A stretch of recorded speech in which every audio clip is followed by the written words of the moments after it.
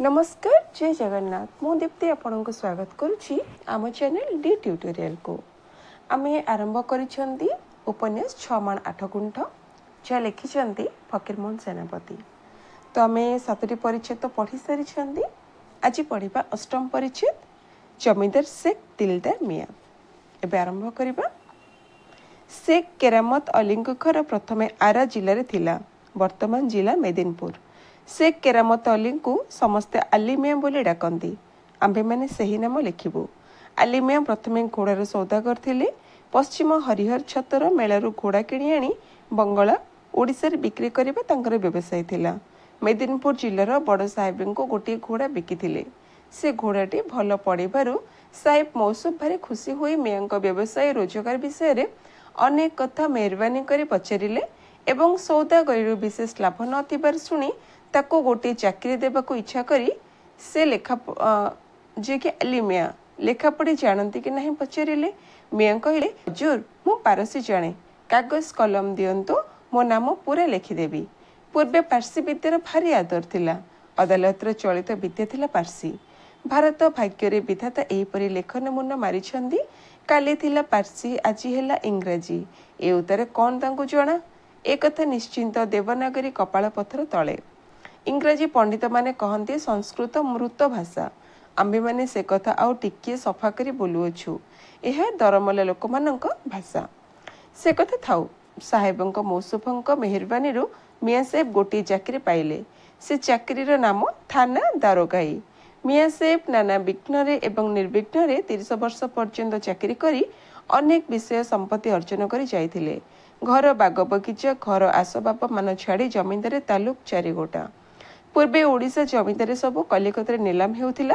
मियाँ थरे कलिकतार गोटे खुणी मामला चालाण घेनी जाई तालुकी फतेपुर सरसंड निलाम किणिथिले। आपणक मनरे आंभ मानक कथा प्रति संदेह होई पारे। थाना दारोगा वर्तमान बेंगल पुलिस रे इंस्पेक्टर तो एते टंका काहू उर्चिला। मात्र आपण आखु बुझी पढ़ी जातु। आंभ मानक कथारे पदे मिछ नाही, निर्मल सत। एकथा समस्ते जानती। जड़े दीपोटी गोविंद पंडा ब्राह्मणर गोटे मकदमा डिग्री कर देबारु पंडे कल्याण करी कहिथिले, दुपटी बाबू तुम्बे दारोगा हुओ। आपण कथाटार हाल बुझिले तो? बुद्धिमान लोके ठारु सब बुझी जाती। कलिकतार प्रसिद्ध धनी मोतीसिल प्रथमे खाली बोतल बिकुथिले। जड़े सुंडी बिलाप करी कहिथिला, मोतीसिल तुच्छा बोतल बिकी क्रोड़पति, मु पूरा बोतल बिकी कंगाली। आंभ मानकर भय कौनसी बीए एमए पासिया बाबू आली मियाँ कथा शुणी सुंडी परी बिलाप करिबे।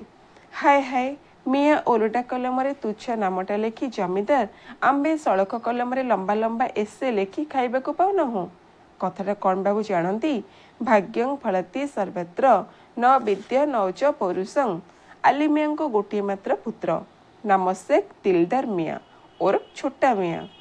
पुओ को लायक एवं ललमदार करबा सकाशे दारोगा साहेबंकर किछि मात्र गफलियती नथिला।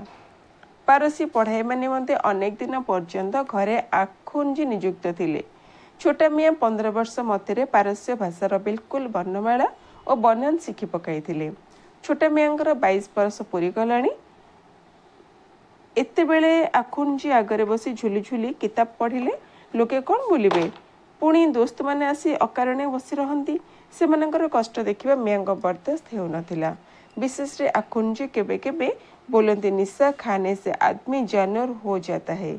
एक कथा निहायत बेबर्दाश्त।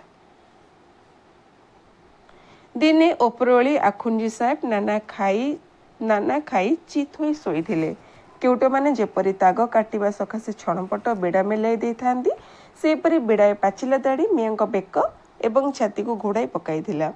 गोटे जलंदा टिकिया दाढ़ी मछिरे पड़ी फड़फड़ करी पोड़ी छाती लागिबारु आखुंजी धड़पड़ होई उठी पड़ी तोबा तोबा कही दाढ़ी झाड़िबाकू लागिले।